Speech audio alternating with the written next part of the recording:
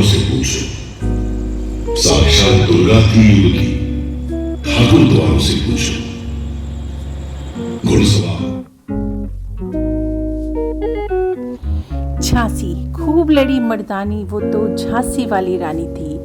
लक्ष्मी थी या दुर्गा थी, वे स्वयं वीरता की अवतार। देख मराठे पुलकित होते, उसकी तलवारों के वार। तो आज मैं लेकर चल रही हूँ आपको झांसी और झांसी का किला दिखाने। तो यहाँ पर रात को नाइट शो होता है, लाइट एंड साउंड का, वो जो बहुत ही अच्छा लगता है। तो आज मैं वही दिखाने लाई हूँ आपको। यहाँ से लेने पड़ते हैं चंदा जी की मृत्यु उपरांत मोरोपंत अंग्रेजी काशी से तो दिल थाम कर बैठिएगा, शो बहुत ही इंटरेस्टिंग होने वाला है। तो शो को पूरा देखकर जाइएगा, फिर मिलती हूँ लास्ट में।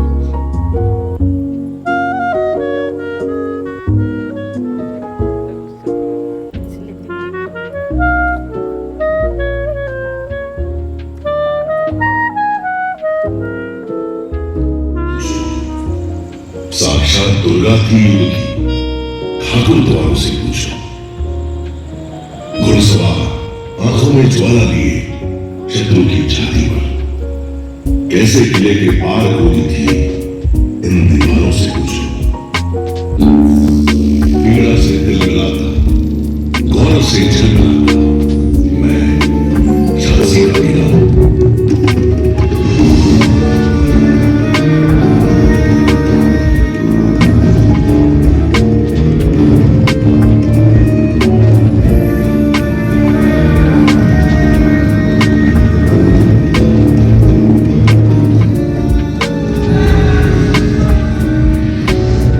और पहुंच नदियों के बीच बुंदेलखंड के पश्चिम में बसा है झांसी शहर। और झांसी शहर के केंद्र में अपनी ऊंची ऊंची प्राचीरों के साथ कई सदियों से खड़ा झांसी का किला। सन 1613 ईस्वी में ओरछा नरेश महाराज वीर सिंह देव ने मेरा निर्माण करवाया था। 18वीं सदी की शुरुआत में पेशवा बाजीराव प्रथम ने जब फर्रुखाबाद के नवाब मोहम्मद खान बंगश से युद्ध करने के लिए बुंदेला राजा छत्रसाल की ओर मदद का हाथ बढ़ाया, तो राजा छत्रसाल ने अपना दिल खोलकर उनका आभार व्यक्त किया। पेशवा बाजीराव प्रथम को झांसी के साथ कुछ और भी क्षेत्र भेंट में दिए गए। इस तरह झांसी का द्वारा मराठा साम्राज्य में ढल गया और ध्वज बदल गया।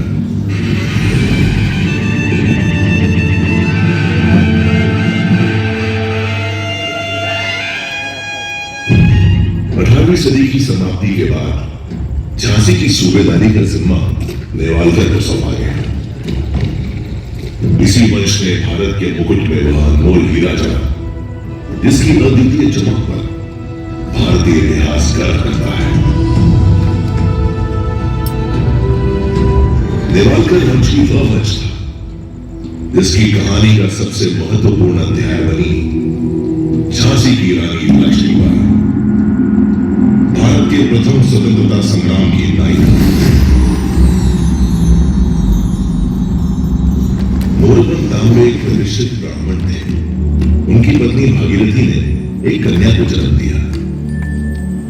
पिता ने नाम रखा मणिकर्णिका। सबकी चहेती मणिकर्णिका को मां प्यार से मनु कहकर बुलाती थी और पेशवा बाजीराव द्वितीय छबीली कहकर पुकारते थे। चंदा जी की मृत्यु उपरांत मोरोपंत अंग्रेजी काशी से बिठूर आ गए थे, जहां वे पेशवा बाजीराव द्वितीय के लिए काम करते थे। नटखट मासूम मणिकर्णिका सबकी चहेती थी, लेकिन कमाल वह नहीं खेलती थी लट्टू या गिट्टी से। उसे तो लगाव था काशी की संस्कृति और मिट्टी से। उसे प्रेम नहीं था एकांत की अटारी से। वह तो मैदान में खेलती थी बर्छी, ढाल, कृपाण और कटारी से। ज्ञान लेने के लिए नहीं जाती थी इस तरफ या उस तरफ, उसकी शिक्षिकाएं थी उस तरफ। किसे पता था इस छबीली मनु का रिश्ता झांसी से जुड़ने वाला है। झांसी झांसी के गणेश मंदिर में 19 मई 1842 के शुभ दिन पर नेवालकर के महाराज गंगाधर राव से उनका विवाह हुआ और मेरे आंगन में जब उनका प्रवेश हुआ तो लगा मानो साक्षात लक्ष्मी का आगमन हुआ है। काशी की मणिकर्णिका को झांसी ने नया नाम दिया, लक्ष्मीबाई। अपने नए नाम लक्ष्मीबाई के साथ वह झांसी के लिए लक्ष्मी बनकर ही आई थी, राज्य में वैभव लाई थी।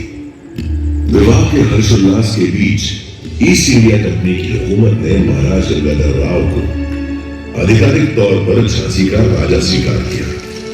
उन्हें सभी प्रशासनिक अधिकार प्रदान कर दिए गए। ऐसा करने से झांसी के राजा और प्रजा दोनों को लाभ हुआ। राज्य की आमदनी में बढ़ोतरी हुई। महाराज गंगाधर राव को कड़क मिश्री और भवानी शंकर की कोटों से सलामी दी गई।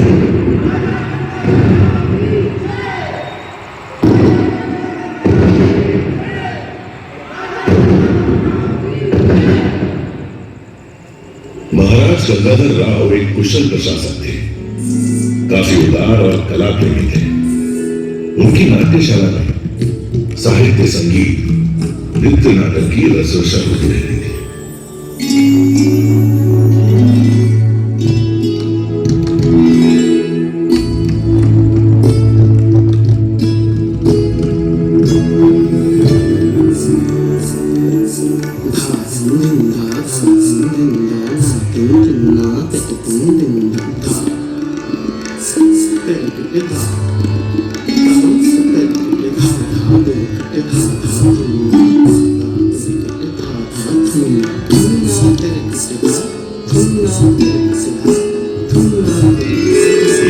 नाट्यशाला में मधुर संगीत की स्वर लहरियां गूंजा करती थी, तो दूसरी ओर कारावास में कठोर दंड पाए हुए अपराधियों की चीख पुकार दिल दहलाती थी।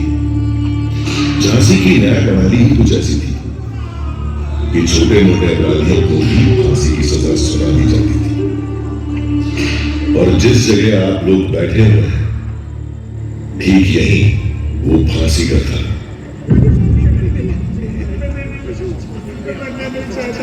एक दिन रानी लक्ष्मीबाई सुबह सुबह शिव पूजन के लिए इधर से जा रही थी। उन्होंने फांसी सजा याफ्ता एक अपराधी की चीखें सुनी। उनका मन विचलित हो गया। उन्होंने महाराज गंगाधर राव से इस फांसी की सजा और इस फांसी को झांसी से सदैव हटाने का अनुरोध किया। इस अमानवीय न्याय प्रणाली को जल्द से जल्द रोकिए महाराज। फांसी की सजा और ये फांसी घर झांसी के किले से सदा सदा के लिए हटवा दें। आपसे मेरा ये अनुरोध है। महाराज ने रानी का अनुरोध स्वीकार कर लिया और झांसी में फांसी की सजा पर पूर्ण प्रतिबंध लगाने का आदेश जारी कर दिया। उसी दिन से झांसी गले की फांसी, ददिया गले का हार सिर्फ कहानियों की बात रह गई।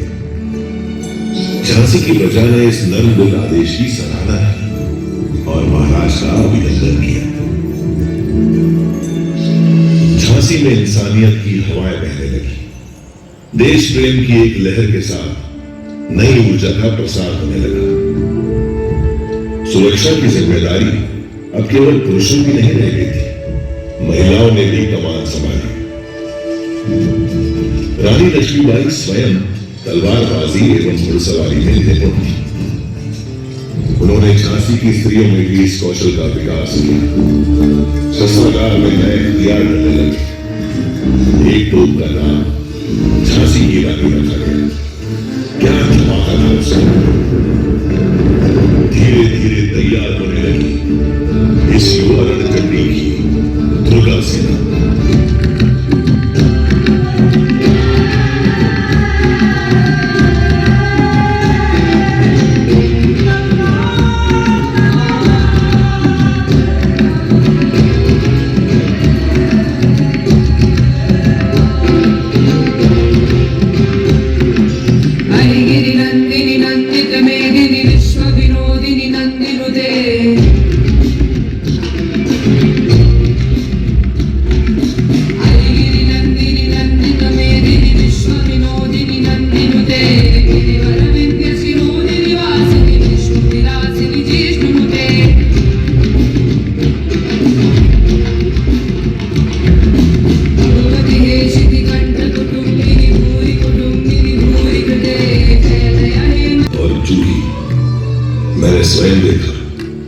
कि कैसे नृत्य का अभ्यास छोड़कर वे रणभूमि में तलवारबाजी और घुड़सवारी के गुर सीखने लगी। देखते ही देखते रानी लक्ष्मीबाई की दुर्गा सेना झांसी की सुरक्षा करने में समर्थ हो गई। झांसी में जो लक्ष्मी बनकर आई थी वो अब दुर्गा बनकर प्रजा के दिल पर राज करने लगी।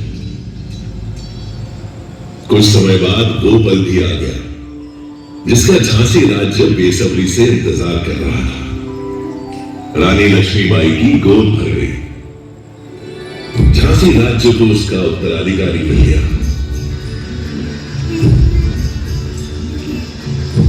महाराज गंगाधर के आंगन में धारियां बजी। पूरा झांसी राज्य खुशियों से सराबोर हो उठा। झांसी के इस उत्सव को न जाने किसकी नजर लग गई। खुशियों की शहनाइयों से अचानक मातम के स्वर फूटने लगे। मात्र 3 माह की किलकारी को क्रूर काल निकल गया। रानी की गोद उतर गई। इस घटना से महाराज गंगाधर को गहरा सदमा लगा। उनका स्वास्थ्य बिगड़ने लगा। उन्हें लाइलाज लोगों ने घेर लिया। महाराज को झांसी के भविष्य की चिंता सताए जा रही थी। झांसी के राज सिंहासन को वारिस मिल सके, इस उद्देश्य से उन्होंने अपने ही वंश के एक बालक को गोद ली। महाराज गंगाधर और रानी लक्ष्मीबाई ने इस दत्तक पुत्र का नाम रखा दामोदर राव। अभी झांसी के भविष्य की सुरक्षा डावाडोल ही थी कि झांसी के वर्तमान का सूरज भी बुझ गया। असमय निधन हो गया महाराज गंगाधर राव का। रानी लक्ष्मीबाई ने किसी तरह होश संभाला। तब उन्होंने पीड़ा के आंसुओं को पोंछकर एक संरक्षक के रूप में झांसी की बागडोर अपने हाथों में ले ली। इधर रानी लक्ष्मीबाई ने झांसी का शासन संभाला और उधर ईस्ट इंडिया कंपनी के गवर्नर जनरल लॉर्ड डलहौजी ने झांसी को हथियाने के हथकंडे शुरू कर दिए। झांसी में तैनात अपने पॉलिटिकल असिस्टेंट मेजर एलिस के जरिए रानी तक अपना फरमान पहुंचाया। रानी साहिब, सन 1804 में हुई संधि के मुताबिक झांसी भी दूसरे पड़ोसी राज्यों की तरह ईस्ट इंडिया कंपनी के अधीन आता है। अब चूंकि स्वर्गीय महाराज गंगाधर राव की अपनी कोई संतान नहीं है, इसलिए कंपनी उनके गोद लिए हुए पुत्र दामोदर राव को झांसी के उत्तराधिकारी का दर्जा नहीं दे सकती। आपको सूचित किया जाता है कि अब झांसी राज्य पूरी तरह से कंपनी के अधीन रहेगा। इसके एवज में कंपनी रानी लक्ष्मीबाई को उनके निजी खर्च के लिए 5,000 रुपया महीना की पेंशन अदा करने की मंजूरी देती है और साथ ही रानी लक्ष्मीबाई को हुक्म देती है कि वे जल्द से जल्द अपने जरूरी सामान के साथ झांसी का किला खाली कर दें। हम सुना करते थे कि व्यापारियों के भेष में लुटेरे हैं आप लोग। आज आपने इस बात को सिद्ध भी कर दिया। वापस जाकर कह दीजिए अपने गवर्नर जनरल लॉर्ड डलहौजी से हम उनका फरमान अस्वीकार करते हैं। मैं अपने जीते जी अपनी झांसी नहीं दूंगी, नहीं दूंगी। अंग्रेजी फरमान सुनकर रानी लक्ष्मीबाई क्रोध की ज्वाला से दहक उठी। वो जानती थी कि अंग्रेज झांसी को हथिया कर उसे बर्बाद करना चाहते हैं। वो किसी भी कीमत पर किला छोड़ने के लिए तैयार नहीं। देशमुख जी ने उन्हें शांति से समझाया। श्रीमंत, मैं आपकी पीड़ा और क्रोध को समझ सकता हूं। देखिए, अभी समय हमारे अनुकूल नहीं है। वर्तमान परिस्थितियों में समझौता। उस काली रात को मुझे झांसी से जाना पड़ा था, लेकिन मैंने प्रण लिया था कि जब तक जीवित हूं तब तक मातृभूमि की रक्षा के लिए लड़ती रहूंगी। मेरी इस लड़ाई में ग्वालियर के सैनिकों ने मेरा साथ दिया और मैंने बिना लड़े ही जीत लिया ग्वालियर का किला। ग्वालियर की जीत स्वराज के लिए सिर्फ एक कदम है। हमारी लड़ाई इन फिरंगियों से है जो हमारे देश में घुस आए हैं। हमें इन्हें अपने देश से बाहर निकालना है और स्वतंत्र भारत का जो सपना हम सब ने मिलकर देखा है उसे पूरा करना है। भारत भूमि के वीर जवानों, अब वक्त आ गया है मातृभूमि का ऋण उतारने का। तो हो जाओ तैयार अंतिम युद्ध के लिए। हर हर महादेव।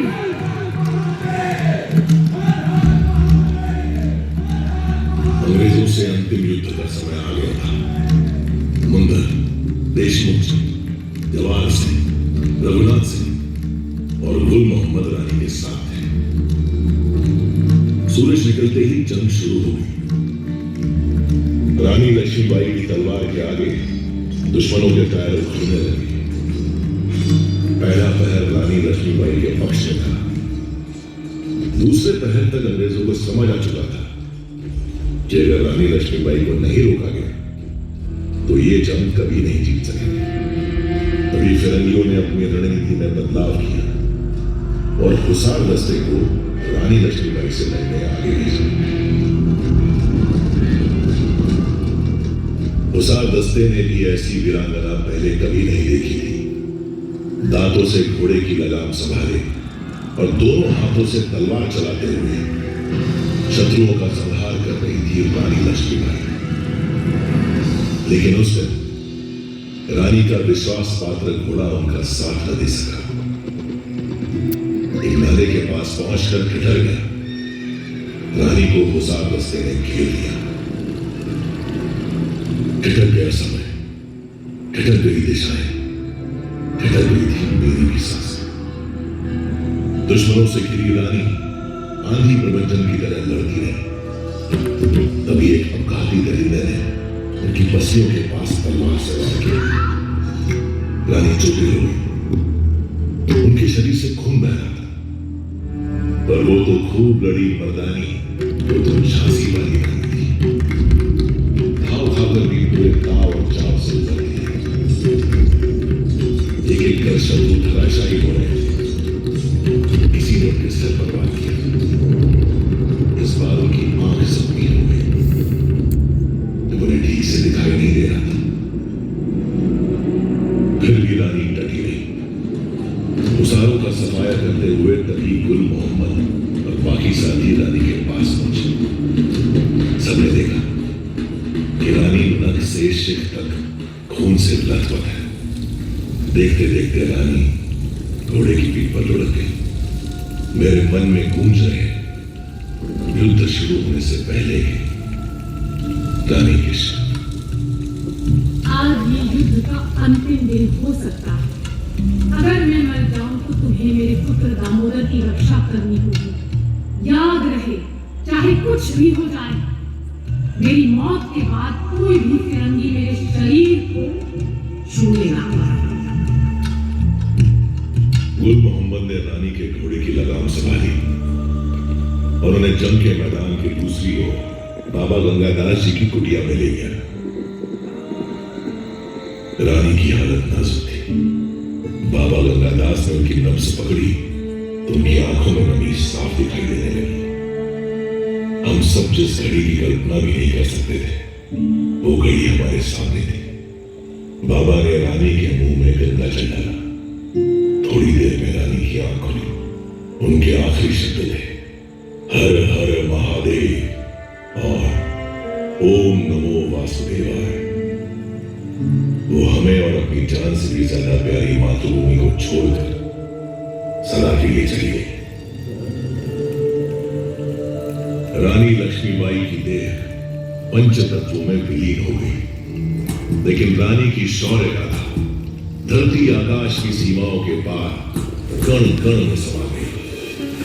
रानी की समय के बंधनों को लांघकर आज भी हमारे सामने मौजूद है। लोग कहते हैं कि उस दिन रानी मर गई थी, लेकिन मैं जानता हूं उस दिन रानी लक्ष्मीबाई युगों युगों तक अमर हो गई थी, सदैव वीरता की मिसाल बनकर जीने के लिए।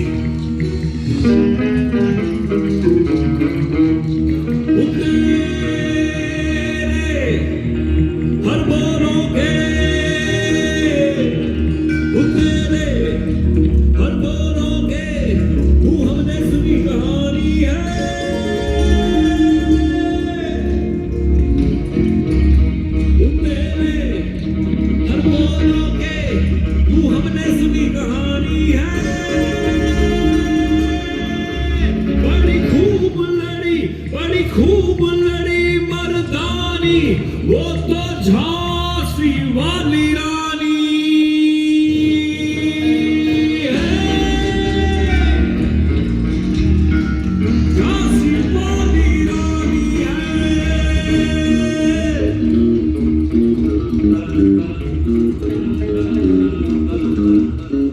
कानपुर के नाना की मुंह बोली बहन छबीली थी, नाना के संग पढ़ती थी वो, नाना के संग खेली थी, पर्ची डाल कर पान कटाई उसकी यही सहेली थी, वीर शिवाजी की गाथाएं उसको याद जबानी थी।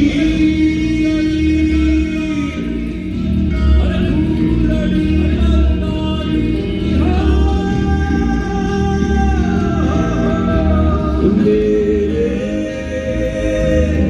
हर बोलो मेरे हरी कहानी, अरे खूब लड़ी मर्दानी, वो तो खूब लड़ी मर्दानी, वो तो झांसी वाली रानी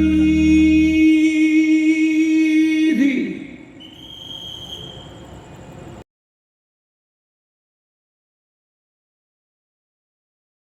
से जाने का ये मतलब नहीं है कि मैं हार गई। असली युद्ध तो अभी बाकी है। बिठूर में पेशवा बाजीराव ने मुझे देश प्रेम, स्वधर्म और स्वराज की शिक्षा दी थी। अब समय आ गया है कि मैं उनके द्वारा बताए गए स्वराज के मार्ग पर ही चलूं। इसके लिए चाहे मुझे अपने प्राण ही क्यों न त्यागने पड़े, मैं एक दिन स्वराज की पताका जरूर फहराऊंगी। गीता में लिखा है, हतो वा प्राप्स्यसि स्वर्गम चित्वा वा भोक्ष्यसे महीम्, तस्मादुत्तिष्ठ कौन्तेय युद्धाय कृत निश्चय।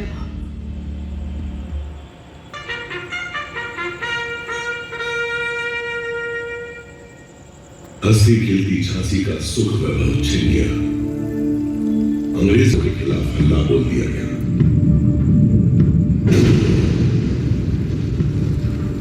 मंगल पांडे की शहादत का शुभ समाचार भी आया, लेकिन 10 मई आते आते मेरठ में भी बगावत की शुरुआत हुई, जो दिल्ली को आजादी दिलाने तक जा पहुंची। अब बारी थी झांसी।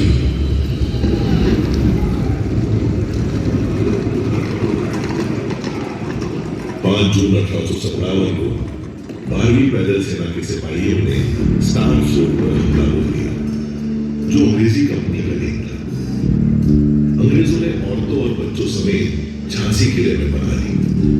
इस समय तक विद्रोह की ज्वाला पूरे झांसी राज्य में फैल चुकी थी।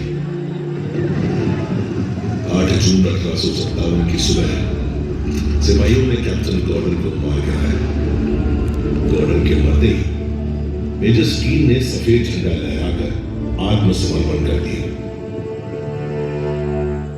और आजाद हो गई झांसी।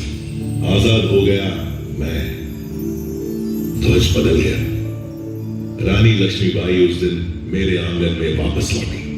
उन्होंने प्रजा को धन्यवाद दिया।